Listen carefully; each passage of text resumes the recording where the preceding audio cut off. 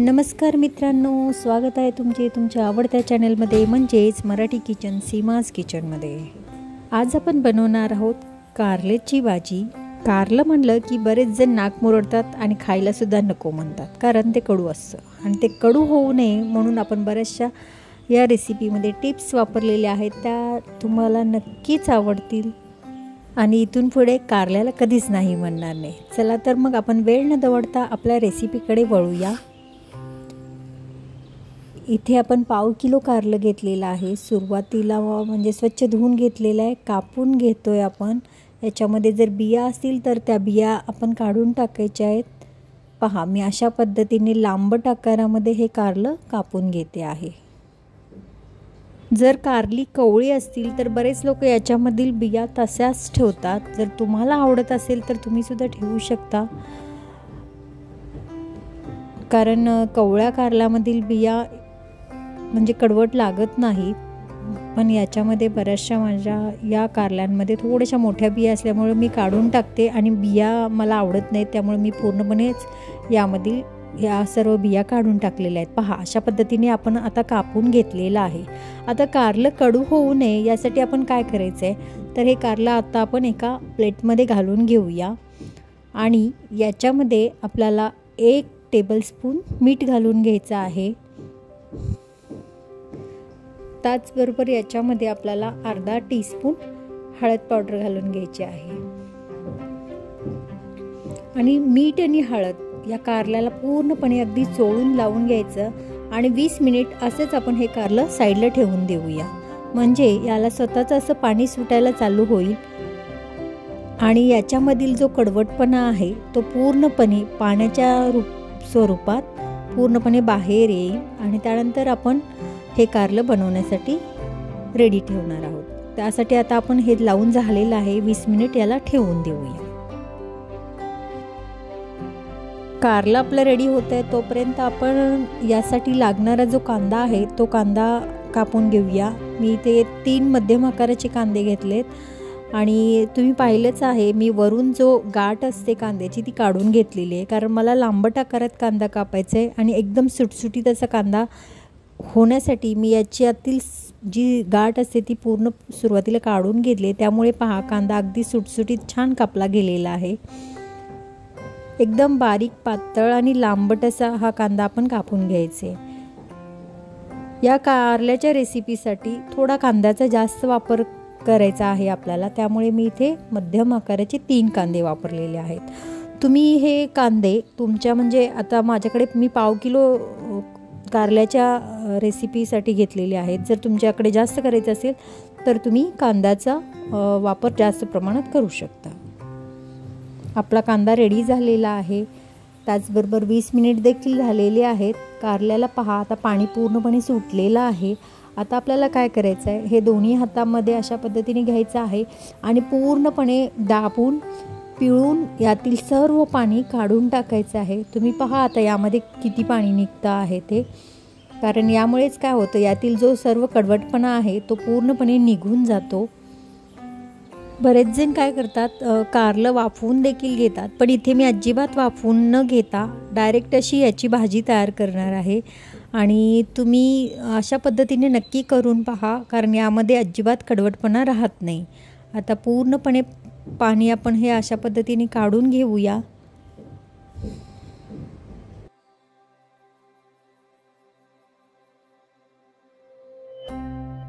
पहा, याच्यामध्ये किती पाणी निघालेलं आहे। आता आपण रेसिपीकडे वळूया। पहा, कारला अशा पद्धतीने मी पूर्ण ड्राय करून घेतले। आता इथे गॅसवर आपण एक कढई ठेवलेली आहे। कढईमध्ये आपण या रेसिपीला थोडंसं तेलाचा वापर जास्त करायचा आहे, म्हणून मी इथे 3 टेबलस्पून तेलाचा वापर करते आहे,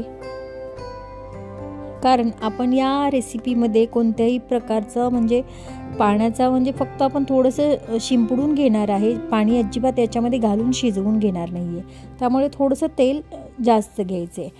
आता तेल तापल्यानंतर याच्यामध्ये आपण 1 टीस्पून मोहरी घालून घेतलेली आहे आणि मोहरी चांगली तडतडल्यानंतर याच्यामध्ये आपल्याला 1 टीस्पून जिरे देखील घालून घ्यायचे आहेत।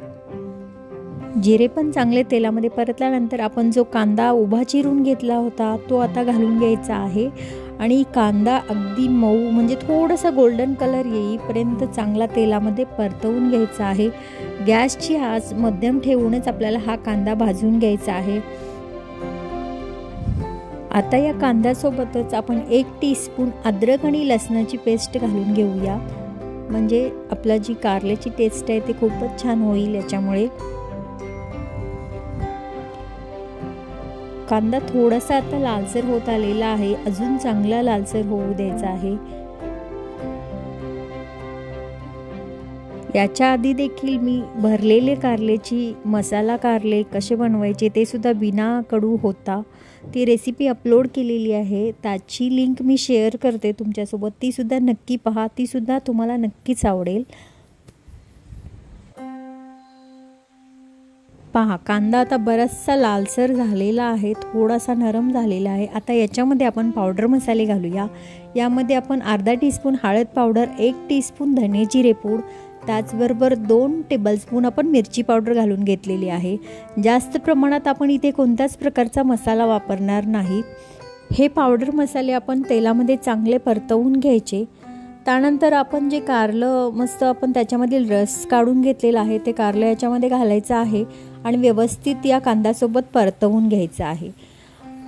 या ठिकाणी आपण जे कारलं आहे ते बिना वाफवता शिजवून घेणार असल्यामुळे आपल्याला आता गॅसची आच एकदम लो ठेवूनच आणि या कारल्यावरती आपण झाकण ठेवून अगदी लो गॅसवर अधूनमधून हलवत शिजवून घेणार आहोत। इथे मी चवीनुसार मीठ घालून घेतलेलं आहे। मीठ थोडंसं अंदाजाप्रमाणेच घालायचं आहे, कारण ऑलरेडी आपण मीठ लावून ठेवलं होतं।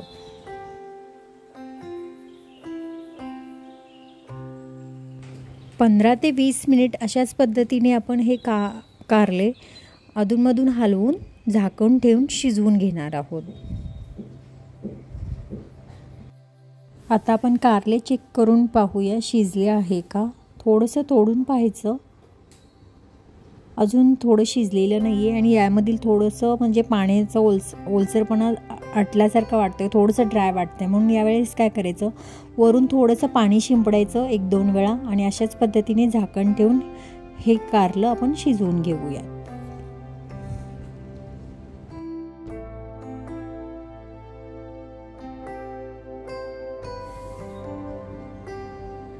पहा आता कारलं सहजपणे तुटलेलं आहे, म्हणजे कारलं आपलं रेडी झालेलं आहे। सर्वात शेवटी आता आपल्याला काय करायचं आहे, याच्यामध्ये मी 2 टीस्पून साखर घालून घेतलेली आहे। त्याचबरोबर आपण याच्यामध्ये 2 ते 2.5 टेबलस्पून शेंगदाण्याचा कूट घालून घ्यायचा। शेंगदाण्याचा कूट सर्वात शेवटी घालायचा, कारण भाजी पटकन खाली लागू शकते म्हणून सर्वात शेवटी घातलेला आहे।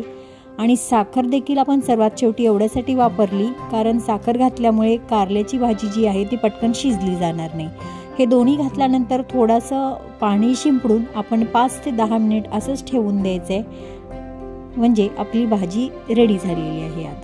आता भाजी आपली रेडी असल्यामुळे आपण याच्यावर बारीक चिरलेली कोथिंबीर घालून घेतलेली आहे। आता आपण लगेचच सर्व करूया।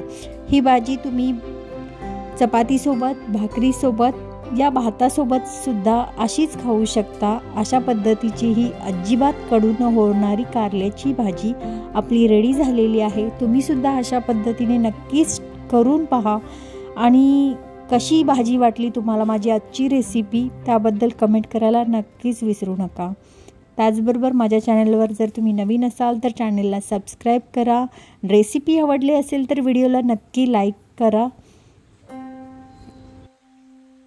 तर मित्रांनो, आपण पुन्हा भेटूया अशाच एखाद्या नवीन रेसिपीसोबत। तोपर्यंत स्वस्त खा, मस्त रहा, नेहमीच आनंदी रहा। रेसिपी पाहिल्याबद्दल धन्यवाद।